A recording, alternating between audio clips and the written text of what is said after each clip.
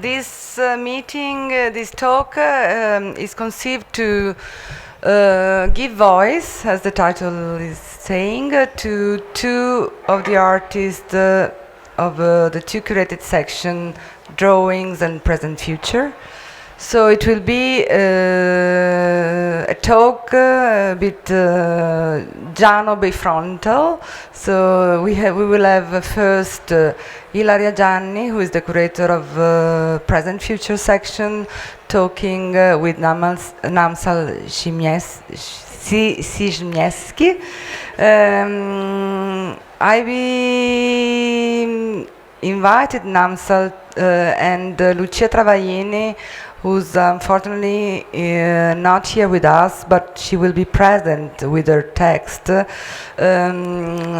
talk about a project that has a lot to do with desire. And Ilaria wrote a fantastic text on this project, and I leave immediately the word to them to talk more about it. Thank you. So thank you, Anna, for this invitation, first of all, and thank you for being here. Yes, so Namsal's work has recently been dedicated to a specific series of a body of work, let's say, that explores the term desire throughout history. Creating a short circuit between times and spaces. And one of his works of this body of research is present here in the Present Future section. He would personally like to speak about the work itself, so then we can kind of go through Lucia Travaini's notes, and then we can have a brief conversation. So regarding the specific work, I would, Namsal will speak more about it. It's in the fair. I'm presenting a electroplating tank where that was modified to invert the polarity of electricity every 2 hours or different timing. Now it's every 12 hours today. And so what happened is that, so the one is the anode and one is the cathode. So one gives to the other and one loses. There are two identical sculptures that lives inside this tank. And okay, sorry. So there are two. So let's go back. So Namsal went to a residency in south of France and found a series of ex voto. I don't know how you say ex voto in English. Ex voto. Which century? Okay.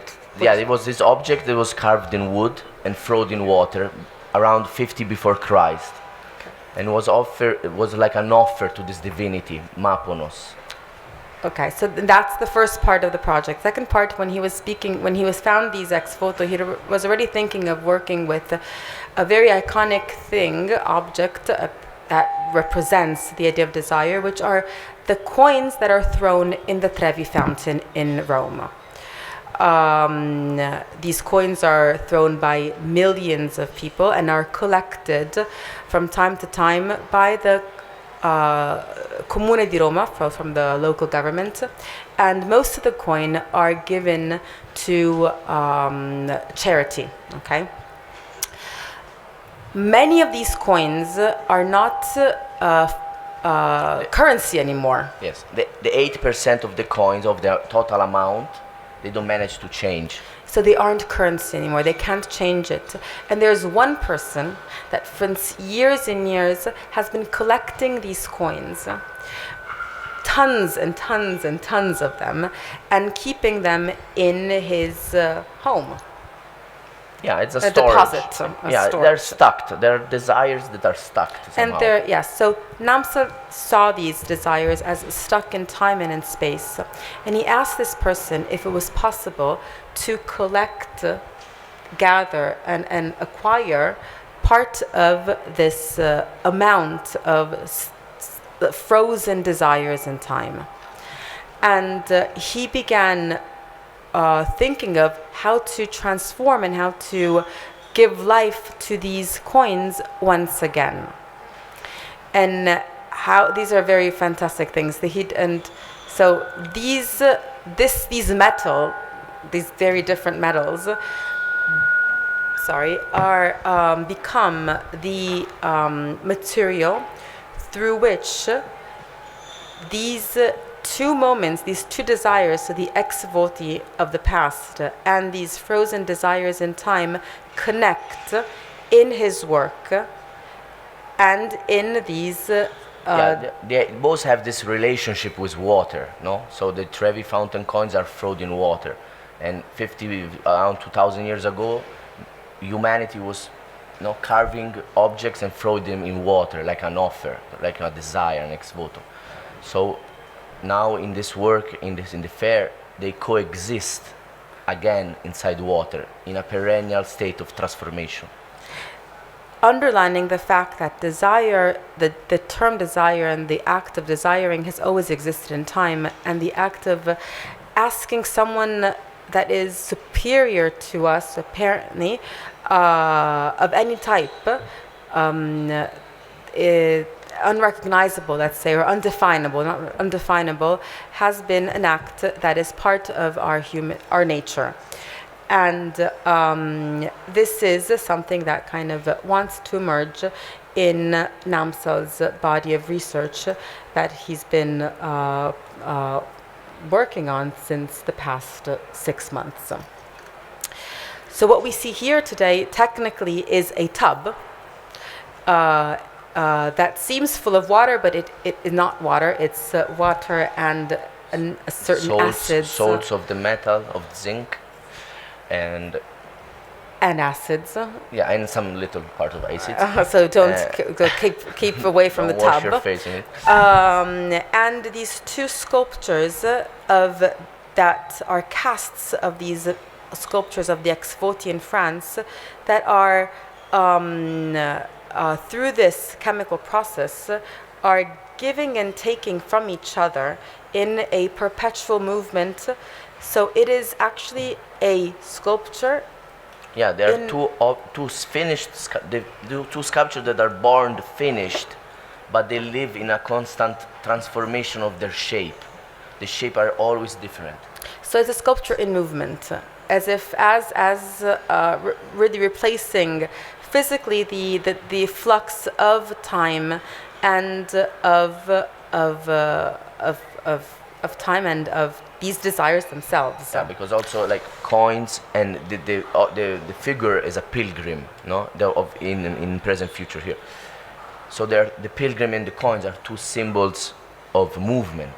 Exactly. So, and now they live in this sort of circularity, transformation. And it will always be like that. It's not that these two sculptures will be taken out of the tub and, like many of his sculptures have been doing these past 6 months, taken it up and given and be forming a fixed object. So no, these sculptures will exist only through a perpetual exchange. So, and this exchange is not only metaphorical, it is also physical. So that is that's the process that Namsal was speaking about at the very beginning of the conversation. And this will link us to a discourse on the idea of coins and what coins have represented in history of humanity as also objects that transform themselves from something collective to something personal. And this is this is the exact conversation and presentation that Lucia Travaini, who is a professor of numismatic of the University of Milan, would have had wanted to share with you this morning, but she is very sorry that she wanted but she's here in Turin actually, but she's stuck at home with the flu. And she sends her wishes and asked us to briefly comment her slides that are very interesting and give another layer to this research of Namsal with the words that I will be speaking about. So these first slides that you've seen are some of the objects, some of the coins that Namsal found thrown in the Trevi fountain. These are objects that these are all following also Lucia Travaini's ideas. These are all common objects that belong to everybody, coins that have a specific function, that here instead become something different. They're personalized and they become personal objects, very intimate ones. Yeah, people prepares the coins at home and then goes there and throw them. So it's some sort of... There's a lot of expectation and there's a lot of desire within it. It becomes almost an ex voto. No? Yeah, it becomes almost an ex voto. They personalize these objects, which is actually very different, very meaningful, because that means that there's a lot of, I said expectation before, but there's a lot of tension when one actually decides to go to the Trevi fountain and begin to throw a coin and wish for anything that a person would want to wish for.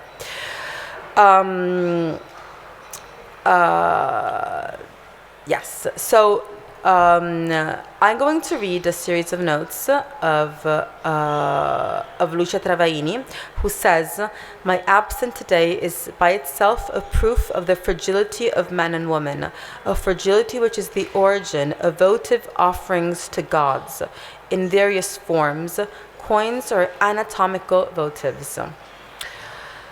Okay, so this is the second slide. Okay, so here we see at the top medieval pilgrims offering coins on the altar at the end of their journey, and today the ritual at the Trevi fountain, on top and the bottom. This was invented by German archaeologist Wolfgang Helbig in 1890, inspired by the find of a Roman spring with thousands of coins. At the time, many German artists, archaeologists, poets spent time in Rome and were desperate when they had to leave. Helbig created the ritual at the fountain to give them a hope to return to Rome. Men need hope and a contact with God, saying please and thank you. And this is what a votive offering is. This is a picture of pilgrims today, like in the past. And here we see anatomical offerings in the past, which inspired Namsal, that were associated with the coins as well.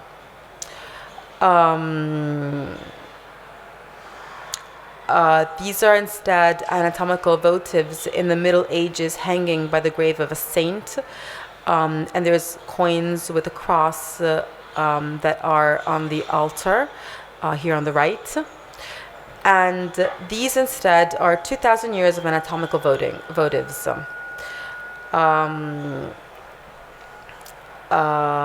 Coins were often seen as negative in relation to God, a synthesis of avarice, but coins could also serve for good causes. So there was a sort of ambiguity with the coin, the object of the coin itself.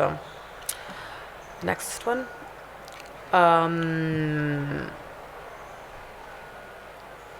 Okay, so coins are present in our lives today as they were in the past. They are billions of metal documents of history. Coins are the first object of mass production of human history. A single pair of dies could strike thousands of coins before being replaced. Of deaths could strike, sorry. Coins are also the first mass media of history from around 600 BC. Those who work in the field of communications, art, design, should have a look at the many coins of history, showing examples of state branding and a lot more. Coins bear the images and words of the identity of the state, becoming identity of the people who use them. coins of their own country were personal offerings of pilgrims traveling from far away. The ancient rules of state granting are valid today. Only monarchies have portraits of a living ruler. Republics must show portraits of dead people. Caesar was killed by a tyrant weeks after his first portrait coin. Rome. The first Jubilee of 1300. We know that a great amount of money was made up of small change from all Europe. Pilgrims offered coins of their country, and the offered coins created a bond with the god, or the saint, a personal link of devotion. People kissed the coin or bent it before offering it, as to make it more personal. This is a bust reliquary of Santiago in the 14th century. During restoration, they found coins inserted by pilgrims, and some were as far as from England or Germany. We can skip this one. No, sorry. Let's go back. I go back. So coins were offered in the foundation of buildings to ask protection for it. We know from chronicles about coins with the first stone of Siena Cathedral. So coins were offered with the first stone under the Siena Tower. Coins with sacrificed animals and fruits were offered in complex rituals to ask protection for the new walls of Tusculum near Rome, but the city was destroyed in 1191. Go ahead.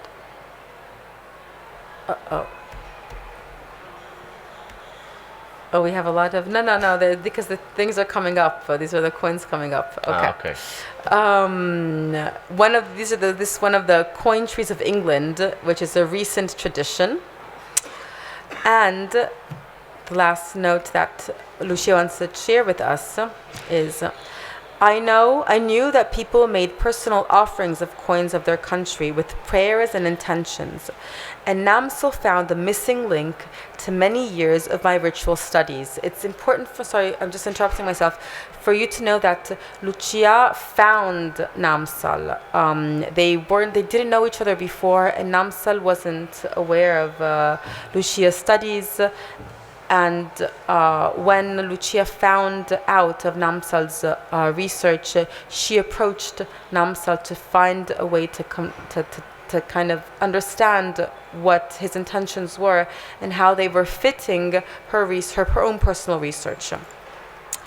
So Namsal found the missing link to many years of her ritual studies. Like medieval pilgrims from the Baltic, Hungary of Bohemia gave to St. Peter's in Rome a coin of their country. The many personalized coins from the Trevi fountain confirm what she has seen for the past.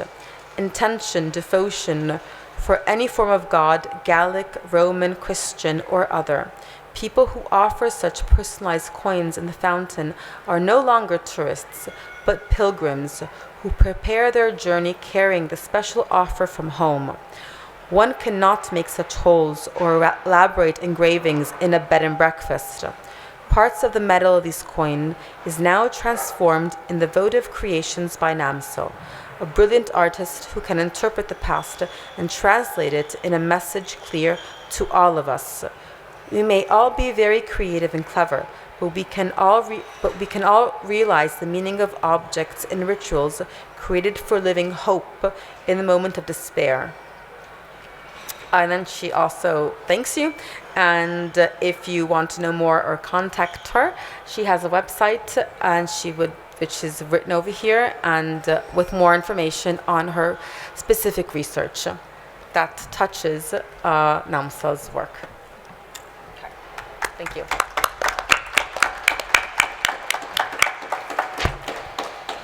Thank you, Ilaria. Thank you, Namsal, and thank you to Lucia. Hoping she recovers soon. And I invite to the table Christiane Löhr with João Mourão and Luís Silva. curator of Kunsthalle Lissabon, founding director of Kunsthalle Lissabon and curator of the drawing section. Hello. Thank you, Anna, for inviting us to do this conversation. As curators, dialogues with artists are very important for us. So every time we have an opportunity to engage in a conversation, and in a public one with an artist, is really exciting. I think that's what we're going to do here. We're going to just bounce some ideas back and forth with Christiane and share them with you. So if at any moment you also feel like participating, please do.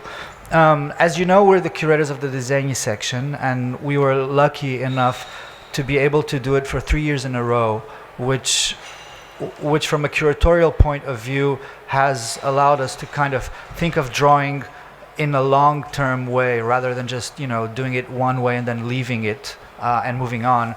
So it in a way we've thought of Disegni section as this kind of ongoing narrative about drawing as a medium, and finally we've reached almost like a conclusion, and I invite you, if you haven't yet, to go and see the section, because we're really happy. We've had extraordinary artists participating and doing amazing projects. Christiane, of course, is one of them. So it's I think it's a really great opportunity to think about drawing and how it can still be a very relevant artistic medium of expression, to think about the world and to say things about the world and the way it is today. Christiane's booth is very rigorous and very poetic in a way, and her practice has dealt with drawing, sculpture, and installation, and we're going to have some images to show you while we're discussing about the practice. And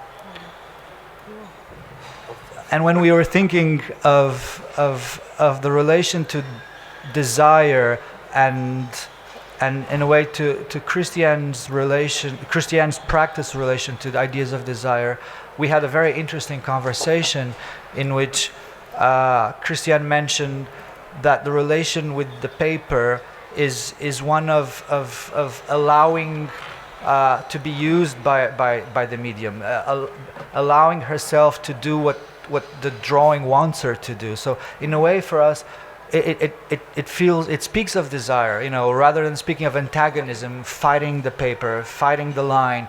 It's just kind of engaging with it in a very special way.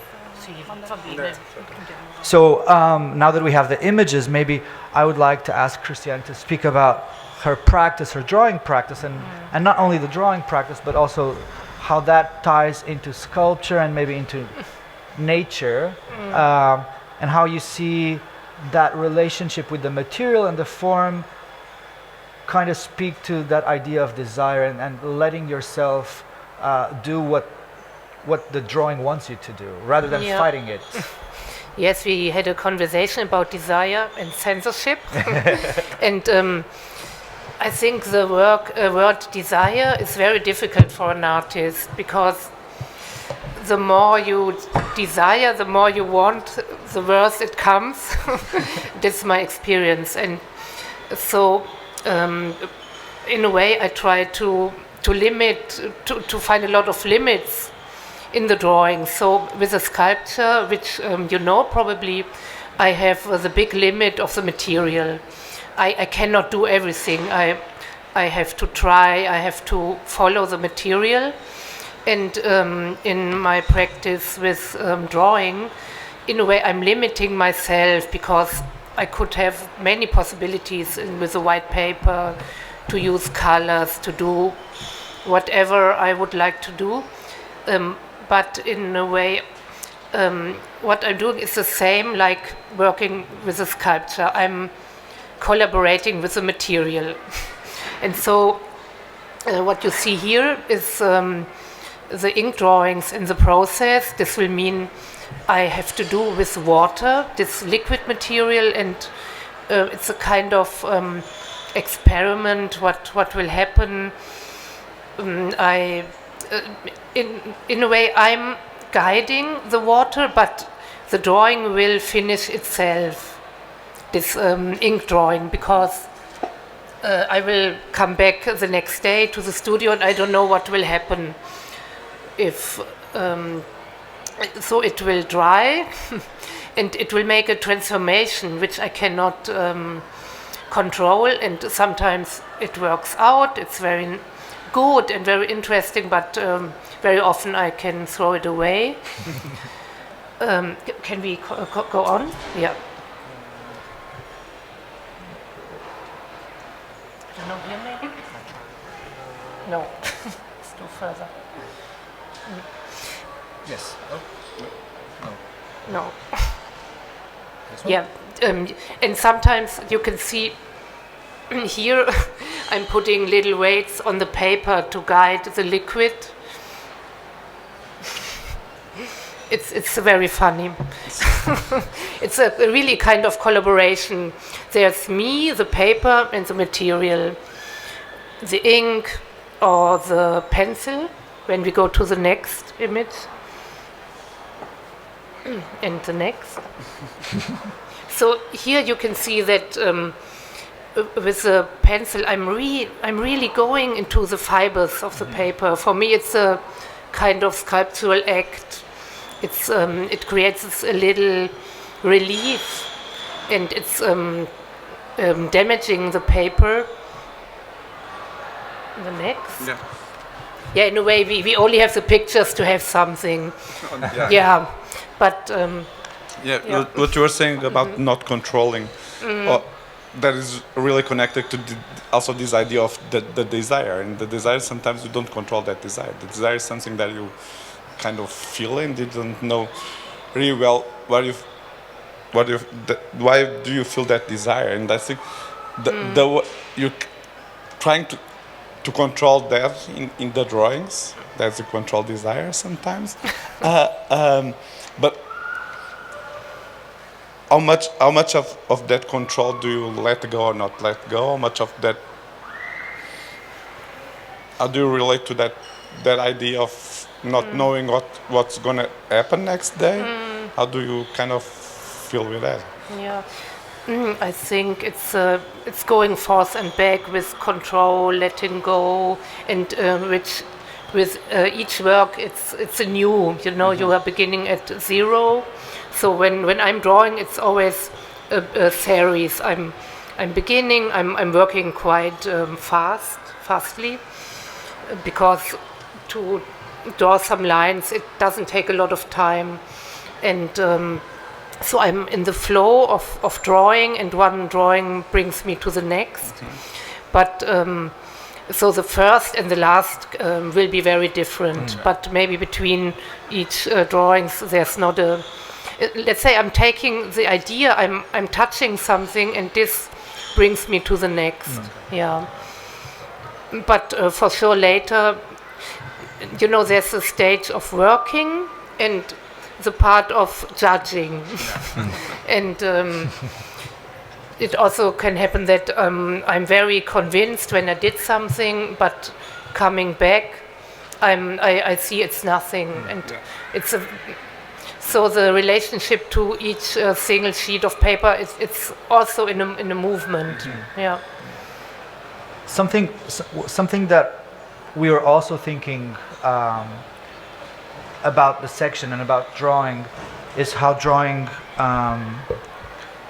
can be understood in a more expanded way, and I think you've given us a great example here with these line drawings in which you kind of excavate the paper. You actually kind of carve the fibers, and the idea of carving is very much connected to sculpture. You carve wood, you know, stone, marble.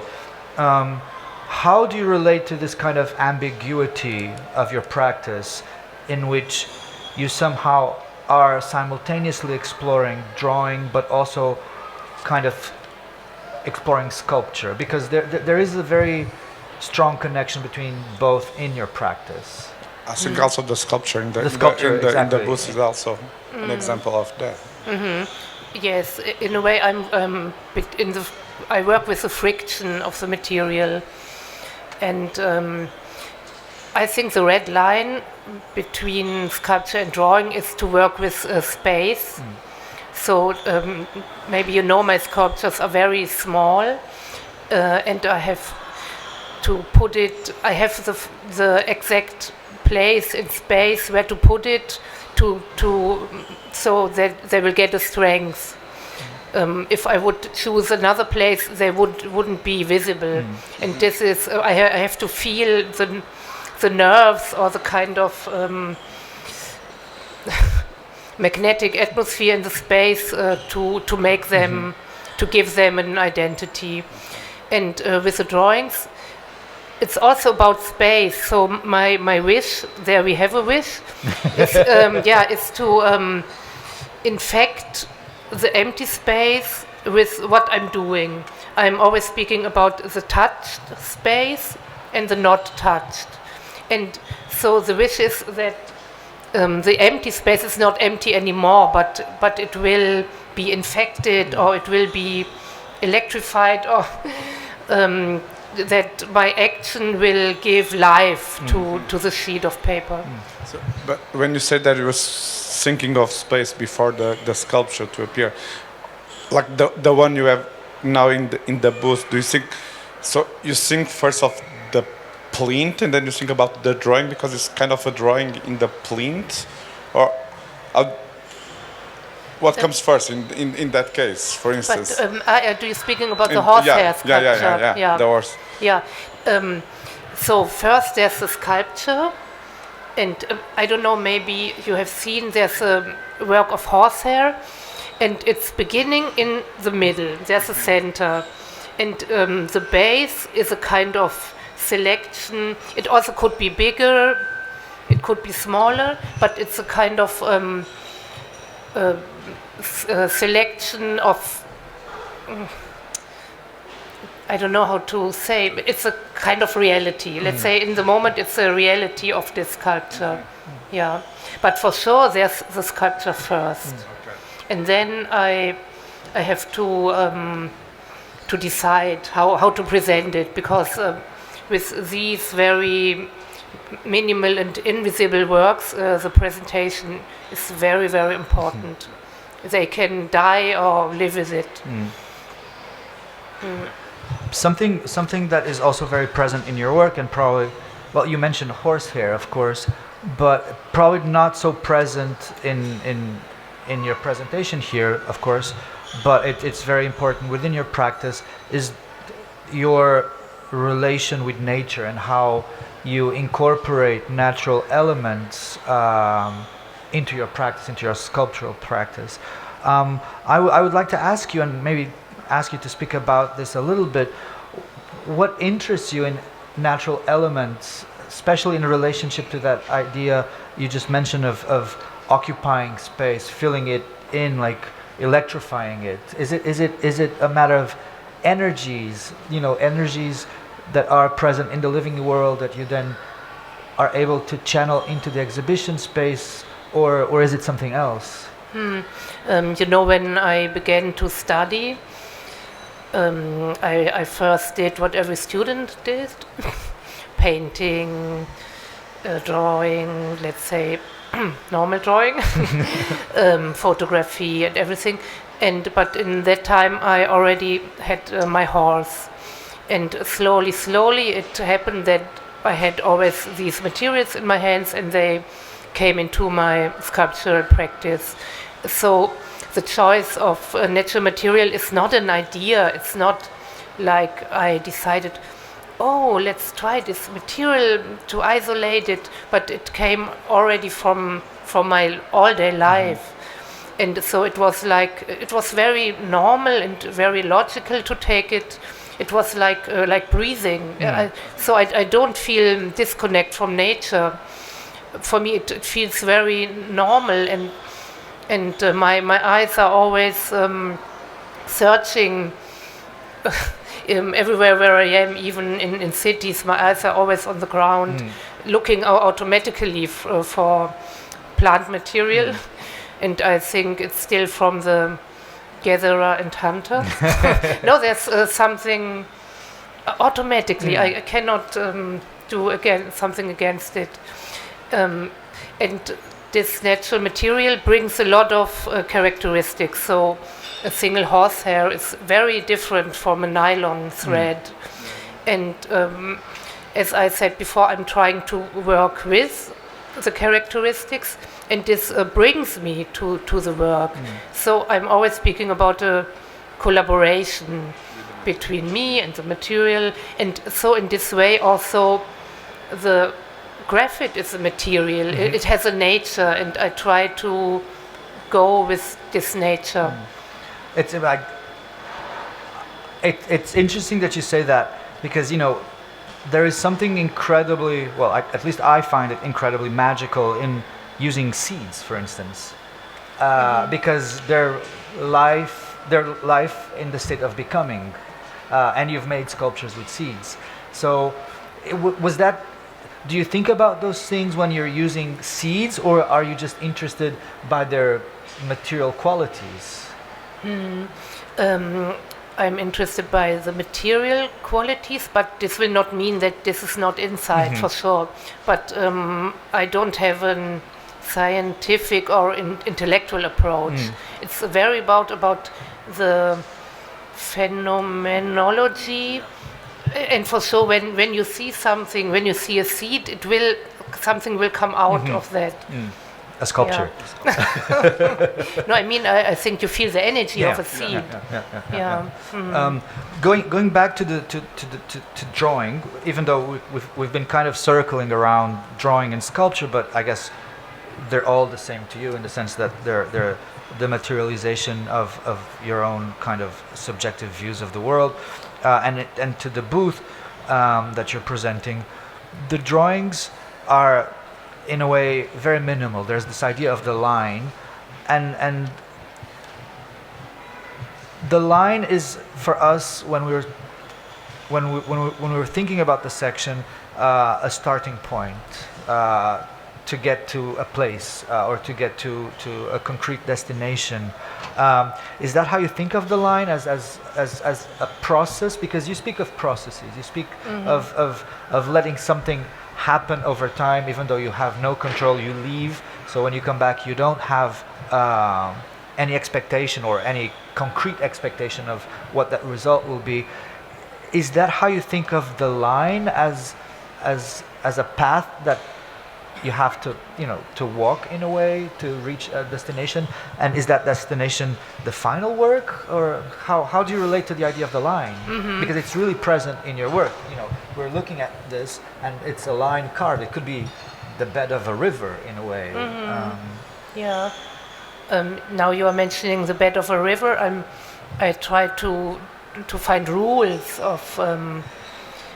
which are touching everything, nature and composition and aesthetics maybe. But what you were saying about the line, it's right. So the line has a movement, and each line in my drawings have a certain movement. And when I'm working, I get to know the drawing, and I have to understand what the single line is saying to me. So there's the big oil pastel drawings, and each line has a kind of aim. So some lines are creating the stability, some lines are very fast and could go kilometers in space, are very decided. Other lines are moving around, don't know where to go. And but what I try is to make a very precise composition. This will mean for sure there's no control in coincidence, but I want to have a work. I mean, we are speaking about art here. I want to have a drawing which will function, and the composition is very, very decided and very precise. And for example, how I think to work with the angles, and the drawings are opening and closing space, and they are a kind of detail of something bigger, but they have to function. Well, it's interesting. I was going to ask you something, and I guess you already kind of answered just now. But when we look at your drawings and when you look at the lines, there's a sense that they're not contained by the actual piece of paper, that they go on into the space, and we don't have access to that.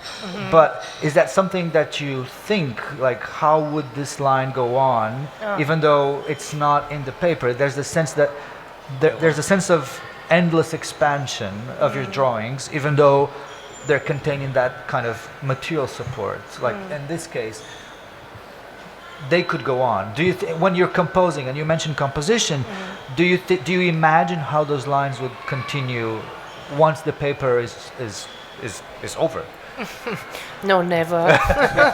It was funny, once I made an exhibition in the Kunstmuseum Bonn for the youth and children, and we made a very playful little catalog, and so we had the drawing, and then there was a page where it was the drawing was cut out, and children could continue the drawing. I liked it very much. And but I could imagine to work bigger, or to work in a space, and to make a drawing on the wall. On the wall. Yeah. But in a way, I'm interested about the center. It's the same with the sculpture here. Yeah. Yeah, in a way, I give the center gives birth to what will ever happen. That's it. Now we can Maybe continue the line. Yeah. Thank you. I could go on forever. I'm really boring. Thank you so much, Christiane. Thank you, João and Luis. Thank you. Thank you.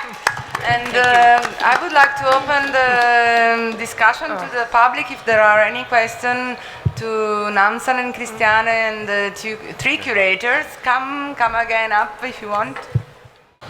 Yes, I have a question for Christiane. Just a curiosity, I just wanted to know which kind of paper did you use? I'm using an Italian paper from Tuscany, where I'm living near, from Pescia. There are some paper mills, and it's a very thick paper with long fibers. And so the ink is from Japan. And in a way, everything I use came to me in my life. So I was searching for it, and it's very precise decision to use it. Yeah.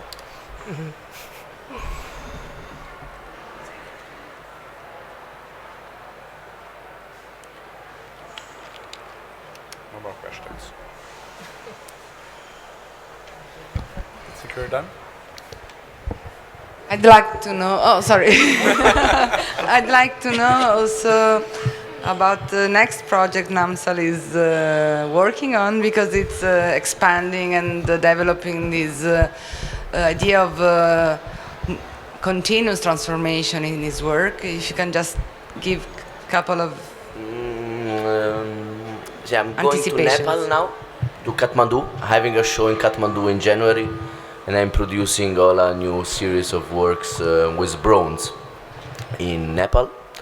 And then new ideas. I would like to do rubies, synthetic rubies, big rubies, sticks, ruby sticks, because there is a machine you can create synthetic rubies, and they're perfectly the same of natural. The only way to distinguish them is that you have to see it really close with a microscope, and you understand it, the diversity, because these are so perfect that they are too perfect.